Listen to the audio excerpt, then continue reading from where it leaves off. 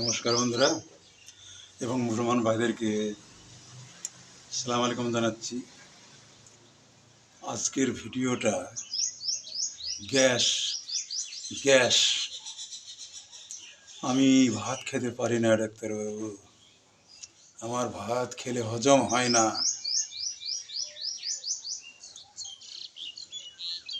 হজম হয় না, আমার ভাত খেলে হজম হয় না। যারা গ্যাসে প্রায়ই ভোগেন তারা বায়োকেমিক মতে নেট্টাম সাল্ফ আর নেট্টাম ফস এই দুটো মেডিসিন 15 ml করে নিয়ে নেবেন। আপনার নিকটের হোমিওপ্যাথি ফার্মেসিতে চলে যান, গিয়ে দোকানদার মশাইকে বলুন 15 ml নিয়ে নেবেন। নিয়ে 4 ঘন্টা পর পর 4টি বড়ি অল্টারনেটটা করে খেয়ে নেবেন। অল্টারনেট 4টি বড়ি, বিপরীত 4টি বড়ি, বিপরীত 4টি বড়ি, এভাবে খাবেন যতক্ষণ আপনি শুয়ে না পড়ছেন। আশা করা যায় আপনার গ্যাস থাকবে না হয়তো। এইবার গ্যাসের আরও মেডিসিন আছে। আপনি যদি রৌদ্রে কষ্ট পান, আপনি রৌদ্র সহ্য করতে পারেন না, আর প্রায় হ্যাউ হ্যাউ হ্যাউ করে শুধু ঢেকর ওঠে, তাহলে আপনি কার্বোভেজ 6 পাওয়ারে নিয়ে নিতে পারেন। দোকানদার মশাইকে বলবেন আমাকে 5 ml দিন। আপনি প্লাস্টিকের ড্রপিংয়ে নিয়ে নেবেন। চায়ের কাপে একটু জল নেবেন, জল 1 ঢোক 1 ফোঁটা দিলেন, খেয়ে নিলেন। 3 ঘন্টা পর পর খান, দিনে 4 বার, 3 থেকে 4 দিন খেয়ে দেখুন। এতে আপনি উপশম যদি পেয়ে যান তাহলে মিটে গেল ঝামেলা। তারপরেও আপনি তত শান্তি পেলেন না, হয়তো কিছুটা শান্তি পেলেন। এবার আপনি লাইকোপোডিয়াম 6 পাওয়ারের নিয়ে নেবেন। নামটা ভালো করে মনে রাখেন, লাইকোপোডিয়াম 6 পাওয়ার নিয়ে নেবেন। ঠিক ওই চায়নাটা যেভাবে খাচ্ছিলেন, ওই কার্বোভেজটা যেভাবে খাচ্ছিলেন, চায়নাওয়ালা ভুলে গেছে, সরি, কার্বোভেজটা যেভাবে খাচ্ছিলেন ঠিক লাইকোপোডিয়ামকেও ঠিক আপনি সেইভাবেই খাবেন। 2 দিন খান, 3 দিন খান, আপনি তত কাজ বুঝলেন না। এবার চায়নাটাকে 6 পাওয়ারে নিয়ে নেবেন, সেম একই নিয়মে খাবেন। আমাদের হোমিওপ্যাথিতে একটা চক্র আছে, চক্র আছে গোল চাকার মতো, লাইকোপোডিয়াম, চায়না, কার্বোভেজ, এই 3টি ওষুধ মিলিয়ে একটা চক্র গঠন করেছে, একটা সম্বন্ধ গঠন করেছে। কার্বোভেজ, লাইকোপোডিয়াম, চায়না, নামটি ভালো করে মনে রাখুন, ঘুরবে চায়না, কার্বোভেজ, লাইকোপোডিয়াম। আপনি পুরো নির্মূল যদি হয়ে যান তাহলে মিটে গেল ঝামেলা, আর কোনো ঝামেলা নাই। কিন্তু আপনি তত যেন সুবিধা বুঝছেন না, সুবিধা বুঝছেন, আপনি তত সুবিধা বুঝছেন না। আপনি যে দোকান থেকে মেডিসিনগুলো নিয়েছিলেন সেই দোকানে আপনি আবার যাবেন, গিয়ে বলবেন আমাকে সালফার 30 5 ml কম তো নেওয়া যায় না, 5 ml নিয়ে নেবেন। আপনি সকালে, খুব সকালে, যত সকাল হয়, এমনকি সূর্যটার আগে হলে আরও ভালো হয়, হাফ কাপ জল নেবেন। জল নিয়ে 1 ফোঁটা সালফার দিয়ে দেবেন, দিয়ে খেয়ে নেবেন। এইবার ফলাফলের জন্য আপনি অপেক্ষা করুন, 4-5 দিন অপেক্ষা করুন।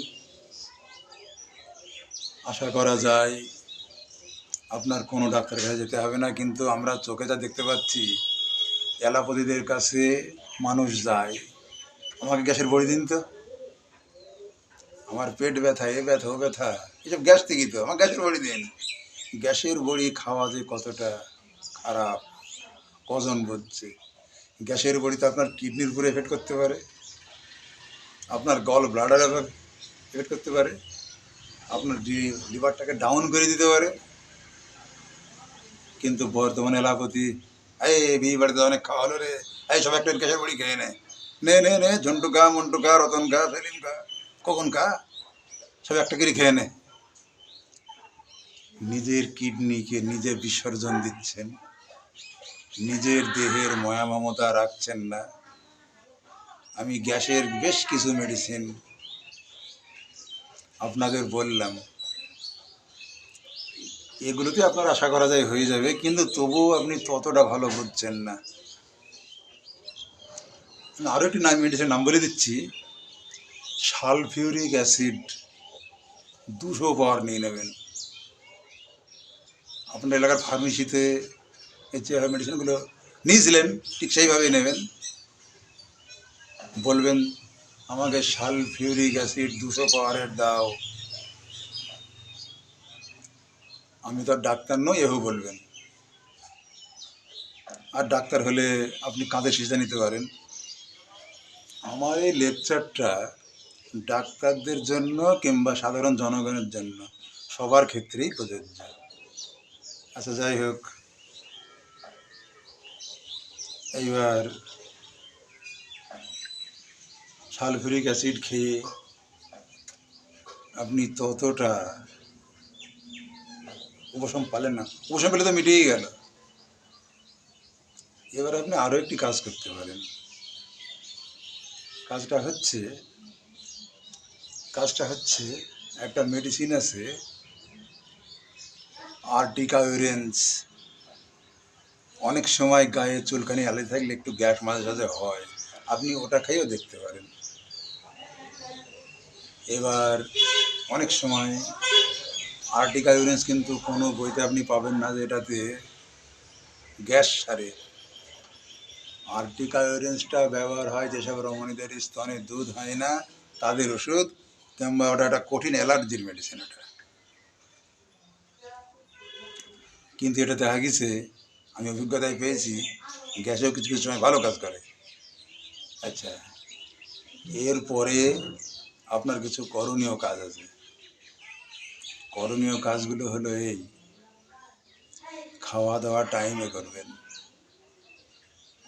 আপনাকে বলা হচ্ছে না যে আপনি দ্রুত হারে মাছ মাংস খান, আপনাকে সে কথা কিন্তু বলা, আপনি যেটাই খান, আপনি সকালে দুপুরে রাত্রে আপনি টাইম মতো খাবেন।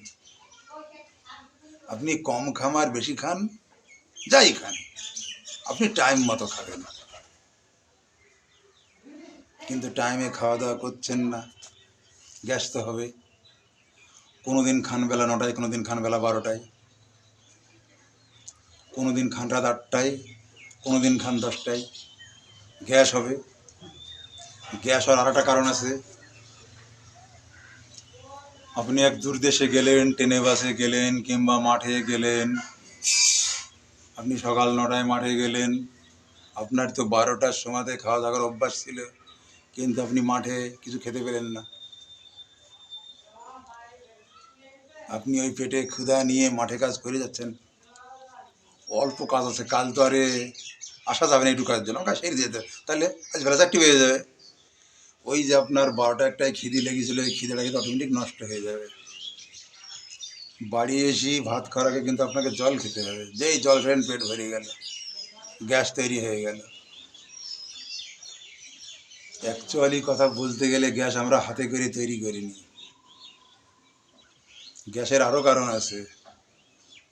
প্রচণ্ড মদ গাঁজা, প্রচণ্ড স্মোকিং, এগুলো এড়িয়ে চললে আশা করা যায় আপনি গ্যাস থেকে অনেক মুক্তি পাবেন। বেশি মেডিসিন আপনাকে ব্যবহার করতে হবে না। আপনার শরীরকে সুস্থ রাখার দায়িত্ব আপনার, কিন্তু সেটা যে বুঝে সে বুঝে, যে বুঝে না সে বুঝে না।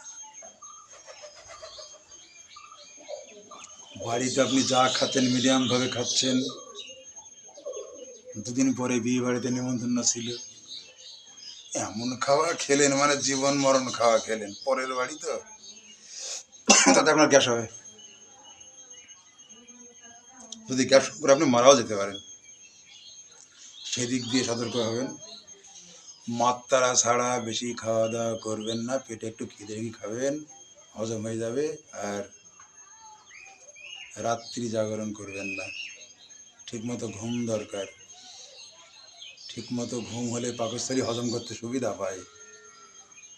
এইসব নিয়মকানুনগুলো যদি আপনি মেনে চলেন, আশা করা যায় যে আপনার পেটে গ্যাস হবে না, আর ঘন ঘন ডাক্তারের কাছে ছুটতে হবে না, আপনি সুস্থ থাকবেন। যাই হোক, এই ভিডিওটা আমার শিক্ষার্থী বন্ধু ডাক্তারদের জন্য, আবার এটা সাধারণ জনগণও ব্যবহার করে দেখতে পারেন। প্রথমেই বলেছি যে নেট্রাম ফস আর নেট্রাম সার প্রথমে এটা খেয়ে দেখুন, আগে দেখুন, চেষ্টা করুন। তারপরে তো লাইকোপোডিয়াম চায় না, কার্বোহাইড্রেট নিয়ম তো বললে আমি একটার পর একটা। যাই হোক, আমার আজকের ভিডিওটা এখান থেকেই শেষ।